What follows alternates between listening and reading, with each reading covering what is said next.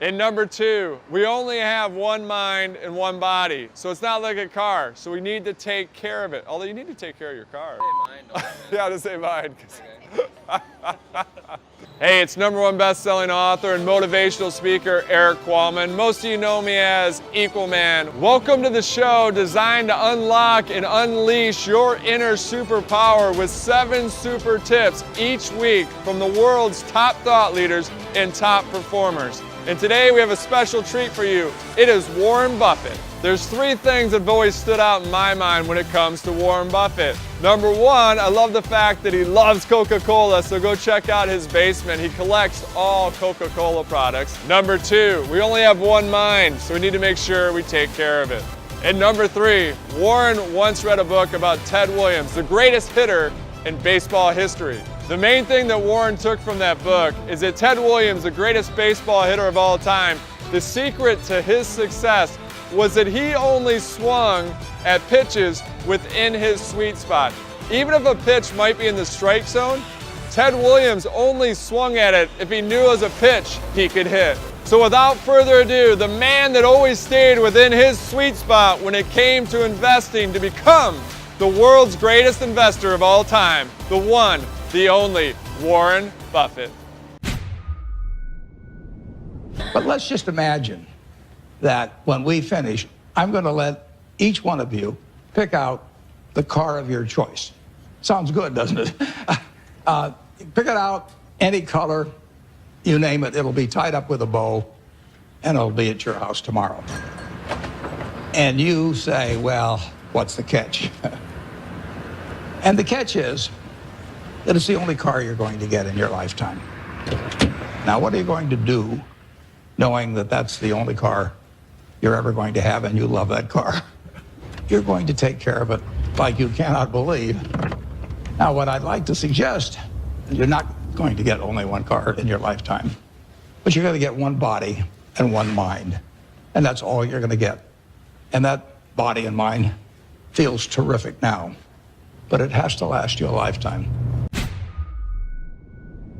I absolutely advise students. I had students last week, 160 of them from Harvard and South Dakota State.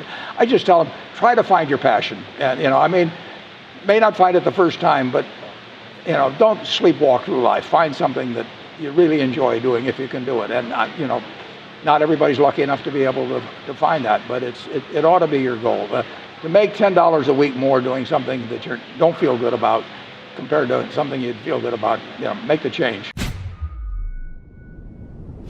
Just being born in the United States in 1930, the odds were like 30 to 1 against me. I mean, I didn't have anything to do with picking the United States as I emerged, and having decent genes for certain things. And in my own case, I was sort of wired for capital allocation. And being wired for capital allocation a couple of 100 years ago in Nebraska wouldn't have been a thing.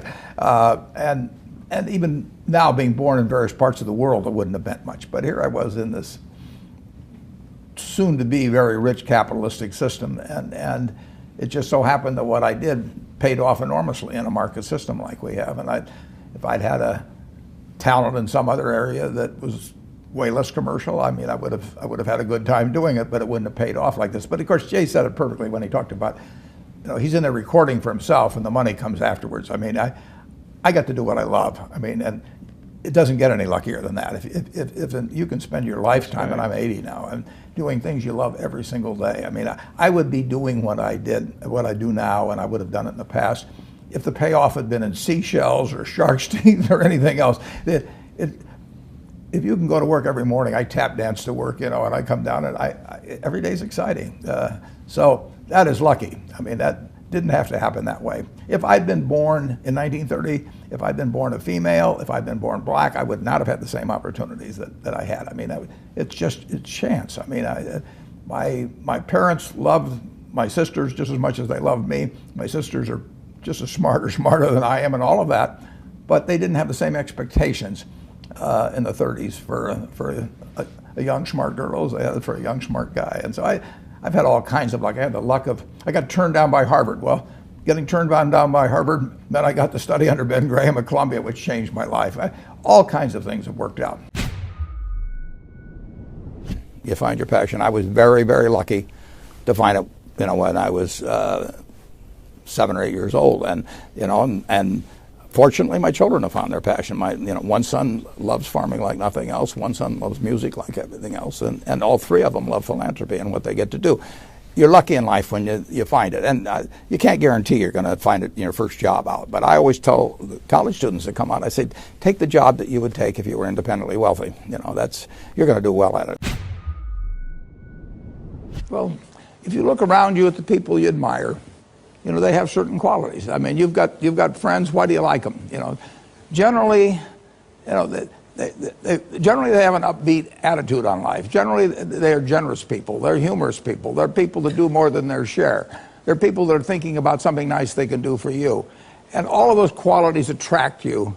And none of those are innate at birth. I mean, you can acquire those. And then there's other people that turn you off. They have habits. They take credit for things they didn't do. They don't show up on time, whatever it may be. They're a little dishonest about things.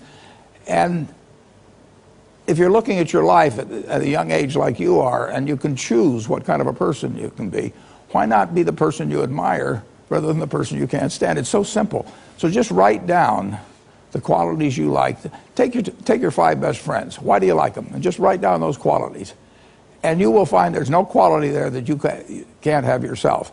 And similarly with the 5 people you can't stand to be around, put those things down that turn you off about those people. And if they turn you off about them, why should you possess them? It's so simple.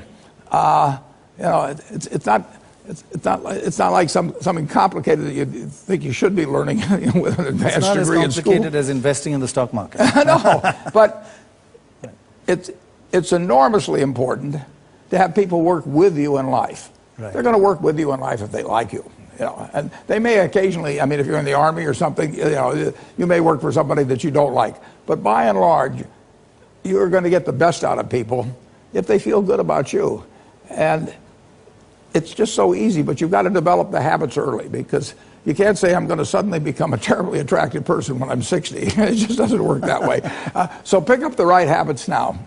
And I will guarantee you, if you actually just write down those qualities and think about it, you will find you can have every one of the attractive qualities, get rid of the ones that are negative, and your life will be different. And I was always fascinated by it. I knew what I wanted to do early, and I think that's a huge advantage too. And then you don't need a lot of brains in this business. I mean, I've always said if you got an IQ of 160, give away 30 points to somebody else, because you don't need it in investments. What you do need is emotional stability. You have to be able to think independently, and you have to be when you come to a conclusion, you have to really not care what other people say, and just follow the facts and follow your reasoning. And that's tough for a lot of people. That part I think I was just lucky with. I was born that way. I would like to tell you of 2 women that each sold a business to Berkshire Hathaway, to me actually, for many, many, many millions of dollars. Both of them started with $2,500. By a coincidence, it was the exact same amount. It was everything they had in the world. And one of them was a woman who landed in Seattle in 1917, couldn't speak a word of English, had a tag around her neck. The tag said, Fort Dodge, Iowa. The Red Cross got her to Fort Dodge, where she was reunited with her husband, who had come to the country a couple of years earlier. And she lived in Fort Dodge for 2 years, and as she put it, she felt like a dummy. She couldn't pick up the language. She couldn't learn a word. And so she and her husband decided to move to Omaha. So they came to Omaha in 1919, and there she found a small colony of Russian Jews, so she started feeling more at home. And then as her oldest daughter went to school, she would come home, this daughter, Frances, and she would teach her mother the words she'd learned in school that day. And this woman, Rose Blumpkin, spent 20 years saving money, bringing first her siblings over, her mother and father $50 at a time. She sold used clothing to do it. She had 4 children during this period. And by 1937, after 20 years, she'd saved $2,500. She went to Chicago and she bought what she could of furniture. Her dream had always been to open a furniture store. And this woman who had never gone to school one day in her life, with $2,500, but with the same spirit that the people in this room had about having a dream and working to accomplish that dream, she built a business which she sold to me in 1983 for $60 million approximately, and which did $1.5 billion worth of business last year. The 4th generation is working in that business. This woman, Rose Blumpkin, she worked for me until she was 103. And then then she retired and she died the next year, which is a lesson to all of Berkshire's managers that premature retirement, you can't tell what's going to happen. But Mrs. B, with her $2,500, one further fact about her, she could not read or write. And she went into a furniture business, and she didn't bring anything in unique in furniture, but she brought a determination to succeed. She knew she could outwork anyone else. She knew she cared about her customers. She worked at very low gross margins, but she built this incredible business. That's it for today's 7 super tips with the Oracle of Omaha, Warren Buffett. If you want to get more 7 super tips to your inbox every week, then hit the subscribe button below. So for all you superheroes out there, remember, it's not what we take from the world, it is what we leave behind. Welcome to today's 7 super tip show with the Oracle of, I'll just say on today's show. Number 2, he understands that you only have one mind. It's not like your body, so you need to take, it's not like your car. And the third thing is Warren once read a book about Ted Williams, who's just, I'm just gonna get rid of that word. My magic finger. Okay. That's what you can do.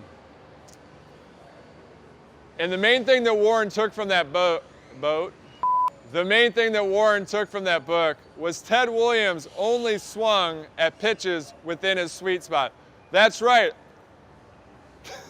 I gotta talk when I'm doing that.